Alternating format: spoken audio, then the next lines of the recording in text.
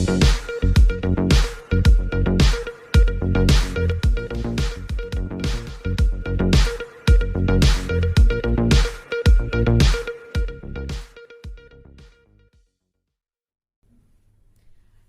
Bharat news 24/7 राष्ट्र की बात देख रहे हैं आप। मैं हूं आपके साथ साक्षी। इसी के साथ नजर डालते हैं धर्म क्षेत्र कुरुक्षेत्र से 40 वर्षों तक शिक्षा इतिहास में नाम रोशन करने वाले राघवेंद्र तंवर साहित्य एवं शिक्षा में पद्मश्री से सम्मानित किया जाएगा। इतिहास में प्रथम स्थान और सामाजिक विज्ञान संकाय में सर्वाधिक अंक प्रतिशत हेतु सम्मानित यूजीसी के राष्ट्रीय फेलो रिसर्च अवार्ड 2002-2005 अध्यक्ष पंजाब इतिहास कांग्रेस मॉडर्न 2001 प्रथम अध्यक्ष भारतीय इतिहास कांग्रेस समकालिक 2008 तंवर कुरुक्षेत्र विश्वविद्यालय के अधिशासिता शैक्षणिक अधिशासिता सामाजिक विज्ञान संकाय एवं कुल सचिव के पदों पर आसीन रहे हैं। उनका विश्वविद्यालय का शैक्षणिक अनुभव लगभग 40 वर्षों का है।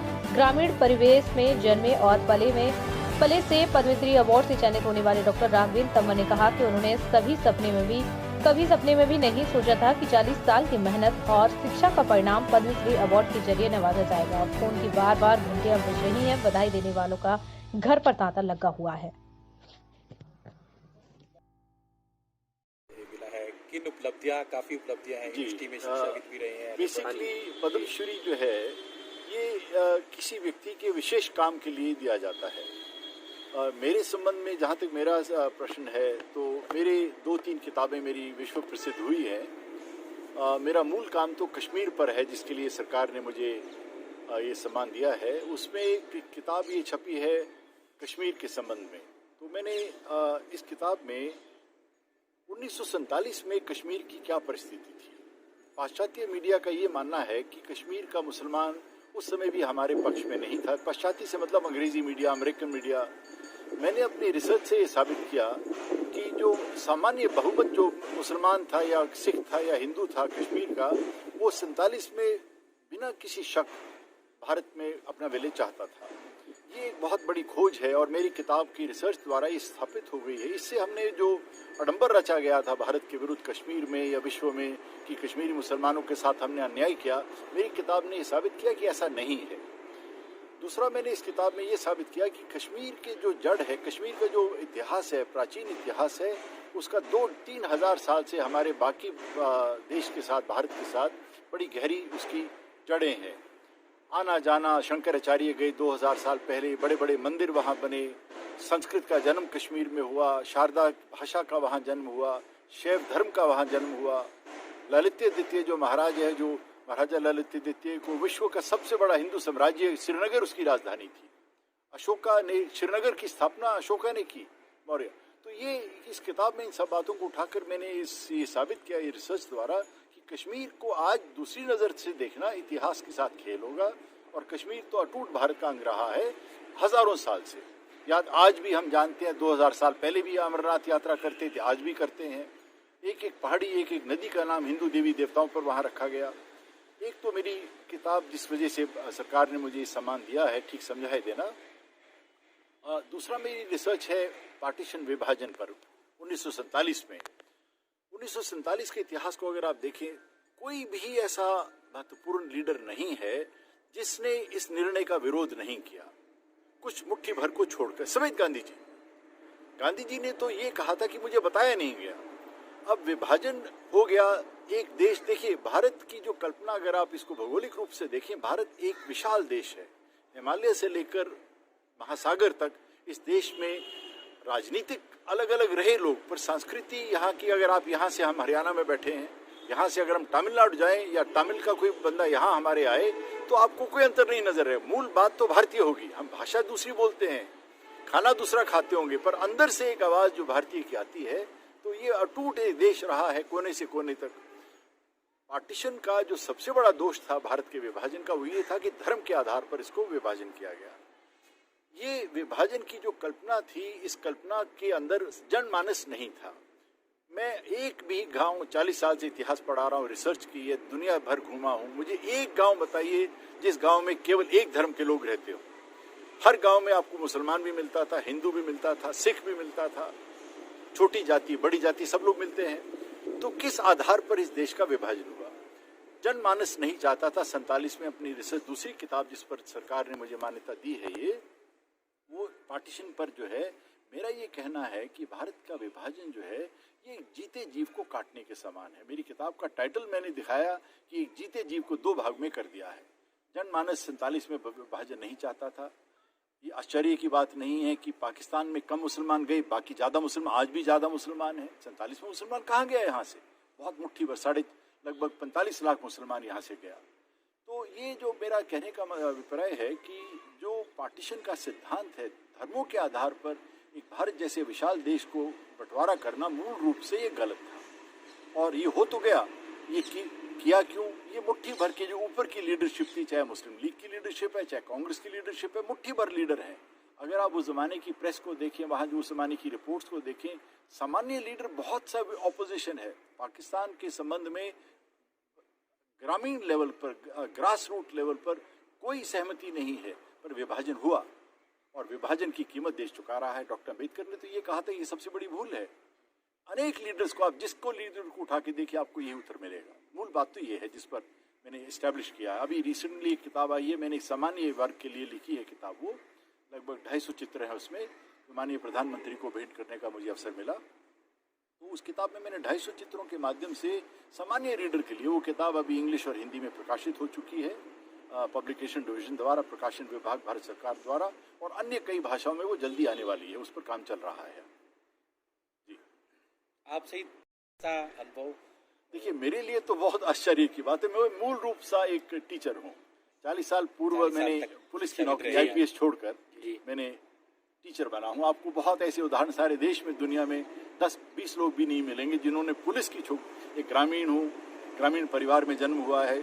और आश्चर्य होता होगा लोगों को, लोग तो सिपाही बनाने को तैयार हैं, पर मैंने एक ग्रामीण परिवार में जन्म हुआ, पर मैंने लगा कि मैं मूल रूप से एक टीचर हूँ। मेरी आत्मा जो है वो टीचर है। 40 साल से बच्चों को पढ़ाया, इतिहास मेरा पैशन है। और आज के दिन में ये कहना कि कैसा लग रहा है, तो ये आप अनुमान लगा सकते हैं कि 40 साल की मेहनत को कोई रिकग्नाइज करे, उसको स्वीकार करे, तो अच्छा तो लगेगा ही। जब खबर मिली तो मुझे विश्वास नहीं हुआ कि मेरा नाम चुना गया। एक सामान्य से व्यक्ति हूँ, छोटे से शहर में रहता हूँ। उस समय आप क्या कर रहे थे कि जब आप पे वो फोन आया या कॉल आई या मेल आया? मैं कल अपना काम कर रहा था, आपका नाम चयनित किया गया, उस समय का आप अनुभव बताएंगे?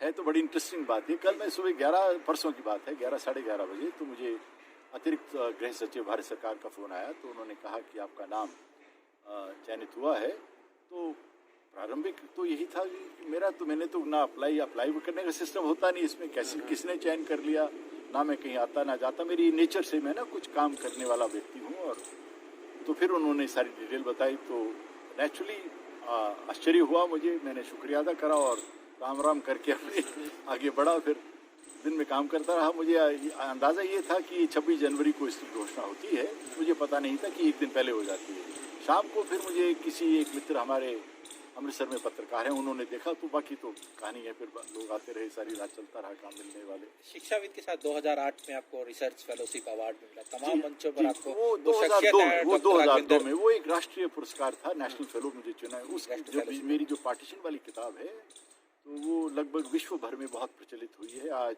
जहाँ जहाँ पंजाब पढ़ाया जाता है, पंजाब का इतिहास, वो किताब पढ़ी जाती है। तो 2002 से मैं इंग्लैंड भी रहा, उन दिनों कैम्ब्रिज में भी गया, तो अच्छी किताब वो बनी। तो ये 2002 में है। फिर दूसरी किताब जो कश्मीर में ले आई, इसकी मुझे रिसर्च अवार्ड मिला 2013 में। इस पर मैंने फिर वो पहली वाली किताब में लगभग मुझे 6 साल लगे, 3 साल फेलोशिप पे था। दूसरी वाली किताब मेरी कश्मीर की 2013 से लेके 15 की फेलोशिप है ये। इस पर भी सारे देश में घूमा मैं। ये किताब आपको जानकर अच्छा लगेगा कि ये इंडिया में मनोहर बहुत प्रचलित एक प्रसिद्ध पत्रकार है, एक पब्लिशिंग हाउस है। और ये किताब का जो वर्ल्ड एडिशन है, ये रोटलेज ने किया लंदन से, और बहुत प्रचलित, बहुत चल रही है किताबें दुनिया भर में। और एक तरह से मुझे ये नैरेटिव, जिसको नैरेटिव को कहानी है, जो कश्मीर की जो झूठी कहानी है, उस कहानी को मैंने चैलेंज किया है।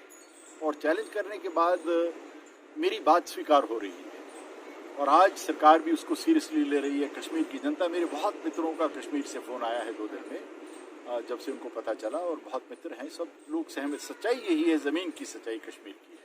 डॉक्टर साहब, 40 साल की शिक्षाविद की, कभी आपको लगा कि आज आखिरकार वो मेहनत, वो नहीं, रंग लाई 40 साल की जो शिक्षा विधा देखिए, आपने हम तमाम लोग यूनिवर्सिटी जो में टीचर्स पद्मश्री से नवाजा पद्मश्री गया। का तो नहीं कभी कल्पना कोई नहीं करता, एक बहुत रेयर चीज है। देखिए, पद्मश्री टीचर्स को मिलना अलग अलग क्षेत्र शिक्षा के से है, क्षेत्र में बोलिए, आपके शिक्षा के इतिहास के क्षेत्र में क्षेत्र मिलना लिटरेचर बहुत रेयर होता है।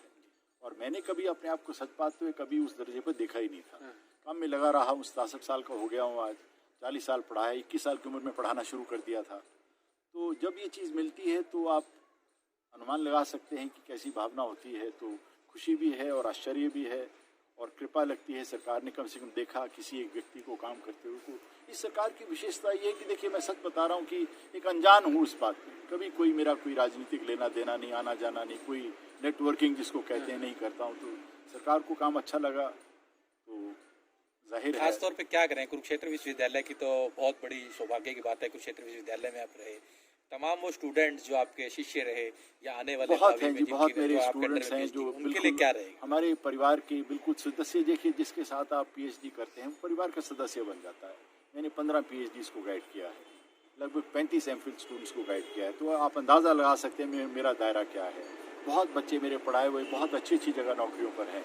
उन सब का मैं कहूँ आशीर्वाद तो खैर बच्चे हैं, आशीर्वाद तो क्या, पर मेरा साथ है। उनको खुशी इतनी है कि आप अंदाज़ा नहीं लगा सकते। मेरा मोबाइल अगर देखें तो पता नहीं 500-700 मैसेज शायद आए होंगे पिछले 2 दिन के अंदर। जो कुरुक्षेत्र यूनिवर्सिटी है, इसमें एक मैं अच्छा लोकप्रिय टीचर रहा हूँ। मेरा एक आना जाना है। कल सारा दिन मेरे पास टीचर्स आते रहे, मेरे साथी आते रहे, उनको बहुत अच्छा लगा मुझे कि आ रहे हैं। देखिए, जैसे जैसे उम्र बढ़ती है तो नॉर्मली लोग भूल जाते हैं, तो मेरे केस में ही उल्टा हो रहा है और ज़्यादा याद करते जा रहे हैं। ठीक।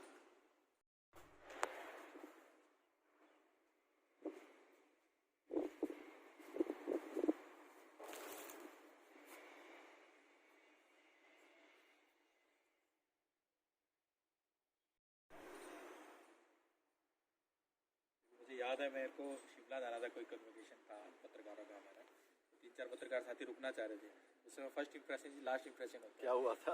आपके पास आया, आपने देखा नहीं, मेरा बस एग्रीडेशन देखा जो आप आई, आपने तुरंत साइन। पत्रकार जो है उसका बहुत इम्पोर्टेंट रोल होता है हमारे सिस्टम में।